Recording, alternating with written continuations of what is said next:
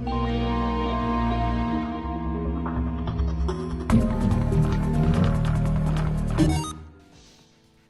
what is going on, everybody? Jerma here with a new Little Gems. Now, this has been a long time since the last Little Gems, and I do apologize for that, but I finally got the hardware necessary to be able to record off of my iPad. If you followed this series, you'll know I had a lot of problems with trying to get games off the iPad, off the iPhone, and Android. It was a real journey, we'll just say that. And if you're wondering what I'm using, what capture device I'm using a Game Capture HD. It's from Elgato.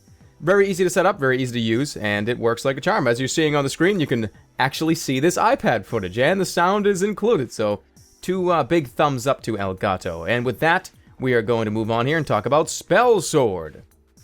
So what Spell Sword is, it is an action-adventure platforming RPG death arena game. That is a mouthful, but let me just compare this to a game that already exists. Super Crate Box. If you like Super Crate Box, you will absolutely love this game. Now, replace the gun mechanic in Super Crate Box and use these card mechanics and a sword in Spell Sword. So the game breaks down like this. There are 4 maps to choose from. Each one of these maps is going to have 20 levels to play on, and an endless mode. Now, obviously, you cannot complete Endless Mode. Endless Mode is just for you to play on and last as long as you can, defending yourself from waves and waves and waves of these enemies. And you get money as well, but we'll talk about money later. But when you load up a regular level, 1 through 20, it's going to give you a certain specific task. Whether that be kill a certain amount of enemies to complete the zone, or collect a certain amount of these cards, or last a certain amount of seconds. Anything like that is going to be your objective when you load up one of these missions. So how do you kill enemies? What do you do? What's the actual point? Why is the game called Spell Sword? Well, let's get into the card mechanics. In each level, there's going to be random spawns of these cards. All you have as a weapon is just a sword. You can slash enemies, it does damage, but the real way to kill these enemies and the real way to progress in the missions is to collect these cards and to upgrade these cards.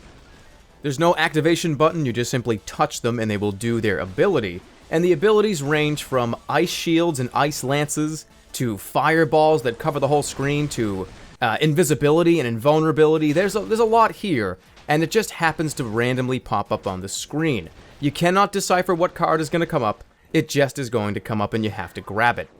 Now this makes for some really good chaotic gameplay, where you are constantly jumping around, double jumping, grabbing this card, grabbing that card, oh firebomb, oh my god, poison cloud! It gets really hectic, which is the best part about the game. It's just so much fun in its little chaotic atmosphere. And on top of all of this, there is an entire upgrade system and item system in this game. There are hats in this game. You heard it here, there are hats in this game. So that should be enough for you to go download it. But anyways, there's an entire upgrade tree where you spend money that you get from doing missions, from killing enemies. They're little rupees, they land on the ground. You've probably seen them in the video. And you use that money to buy upgrades to your various things. And it's so addicting. I have spent a lot of time in this game so far, and there's a lot of things I have not upgraded. It takes a lot of money in the later levels to upgrade some of these cards to their fullest. But you are going to need it though. If you plan on doing any endless mode stuff, there are 3 different difficulties on the endless mode. It's easy, normal, and hard. And if you want to do hard and you want to last a long time, you're going to want these upgrades. It's going to help you immensely.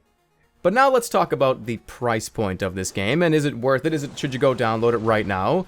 The answer is yes, because just recently, this game went free to play. This game is a free download right now for iPad and iPhone. It's on the iTunes store right now. And it is an absolute steal. I highly recommend this game. If you like these quirky little action RPG type games where you kill a lot of things, you upgrade a lot of stuff, then this is the game for you. Also, because the game just recently went free to play, they introduced a monetized system. So there's now an in-game store where you can buy rupees, you can buy these things called dragon coins. They added a lot of stuff in this 1.1 update they did not too long ago. But that's going to wrap up the video, guys. Thank you so much for watching. I really do appreciate it. And go have fun with this game. It's free, baby. And I'll see you guys all next time. And of course, take care, everybody.